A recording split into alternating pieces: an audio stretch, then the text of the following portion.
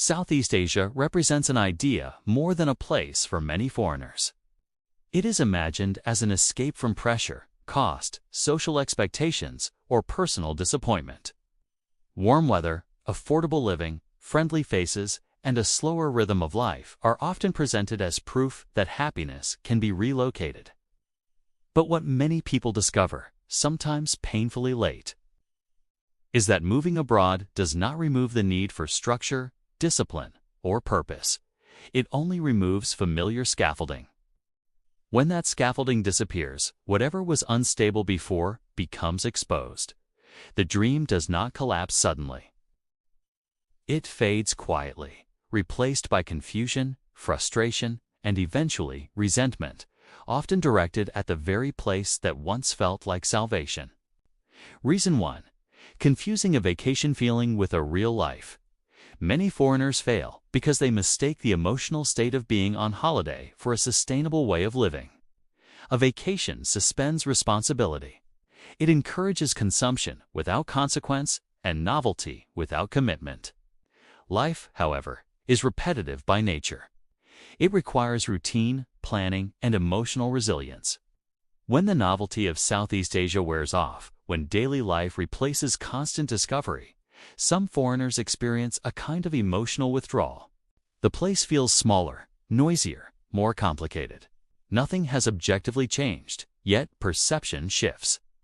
What was once charming becomes irritating, not because the country failed them, but because they expected permanent escape instead of adaptation. Reason 2. Arriving without a serious income plan. A large number of expat failures begin with financial denial. Savings provide comfort at first, creating a false sense of stability, but savings are temporary by definition. Without income, stress grows invisibly, eroding patience and curiosity. Small bureaucratic inconveniences become emotional triggers. Social interactions feel transactional. Over time, financial anxiety shapes perception, turning cultural differences into perceived hostility. Southeast Asia can be affordable, but affordability does not replace the psychological safety that comes from earning. Without a long-term income strategy, even the cheapest place in the world eventually feels expensive and oppressive. Reason 3. Underestimating visa reality. Visas are often treated casually until they are not. Many foreigners rely on outdated advice, hearsay, or the assumption that rules are flexible because enforcement once appeared relaxed. But immigration systems do not operate on goodwill. Policies change, enforcement tightens, and suddenly what once worked no longer does. When this happens, panic replaces confidence. People feel targeted or betrayed, forgetting that legality was always conditional. Those who fail to take visas seriously often experience Southeast Asia not as welcoming, but as unstable, simply because they never anchored themselves within the rules governing their presence. Reason 4. Believing I'm different from other foreigners. One of the most damaging mindsets is the belief that intention exempts someone from reality. Education, politeness, or cultural curiosity do not override systems. Immigration officers, landlords, and institutions operate within frameworks, not feelings. When foreigners assume they will be treated differently because they are not like the others, they set themselves up for disillusionment. Humility is not about self-erasure. It is about understanding one's position. Those who accept that they are guests adapt more easily than those who expect accommodation without negotiation. Reason 5. Lack of cultural patience. Southeast Asian societies often prioritize harmony over confrontation and context over directness. For foreigners accustomed to efficiency, bluntness, and speed, this can feel frustrating or dishonest. But misunderstanding patience as incompetence creates unnecessary conflict. Processes take time because relationships matter. Answers are layered because preserving dignity matters. Those who push aggressively often find doors closing without explanation. Cultural adaptation is not about memorizing customs. It is about slowing down enough to understand why things move the way they do. Reason 6. Expecting gratitude for simply being there. Some foreigners, unconsciously expect appreciation for their presence, believing that choosing to live in a country is a form of contribution. This expectation creates tension because gratitude is not owed. Locals did not request relocation. They simply exist within their own lives. When foreigners feel underappreciated, resentment grows silently, shaping interactions with defensiveness and entitlement. Respect in Southeast Asia is behavioral, not symbolic. It is earned through consistency, humility, and long-term engagement, not through mere presence or intent. Reason 7. Romanticizing poverty while relying on privilege. There is a subtle hypocrisy in celebrating simple living while retaining the safety nets of foreign citizenship, savings, and exit options. What feels like minimalist freedom to a foreigner may resemble hardship to a local. Aggressive bargaining, boasting about living cheaply, or treating scarcity as aesthetic can erode trust quietly. Privilege becomes invisible to those who benefit from it, but it remains obvious to those who do not.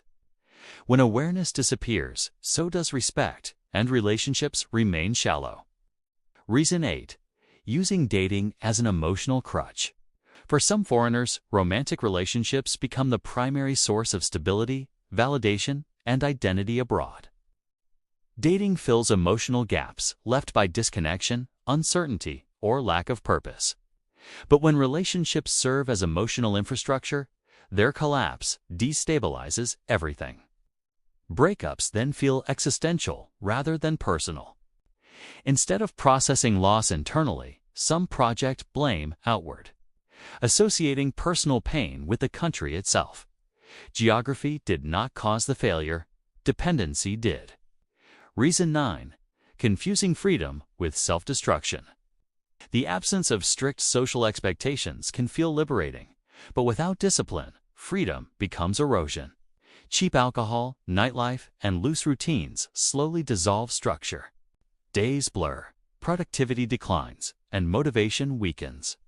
What once felt like an escape from pressure turns into avoidance of responsibility. Burnout does not arrive dramatically. It creeps in quietly. Many foreigners fail not because Southeast Asia overwhelmed them, but because they underestimated the need for self-governance. Reason 10. Living inside expat bubbles. Expat communities offer comfort, familiarity, and immediate belonging, but they can also trap people in repetition. The same conversations, complaints, and perspectives circulate endlessly. Without meaningful engagement beyond these bubbles, understanding remains superficial. Language learning feels unnecessary, local friendships feel optional, and life becomes observational rather than participatory. Isolation grows quietly, disguised as social activity, until loneliness surfaces despite constant company. Reason 11. Language arrogance. Relying exclusively on English limits emotional range and social depth. While basic functionality is possible without language learning, nuance is not. Humor, disagreement, affection, and boundaries are expressed differently across cultures, and without language, misunderstandings multiply. Language is not simply a tool for ordering food or handling paperwork. It is access to shared reality. Those who refuse to learn remain permanently outside, regardless of how long they stay. Reason 12. Constantly comparing everything to back home. Comparison keeps the mind anchored elsewhere.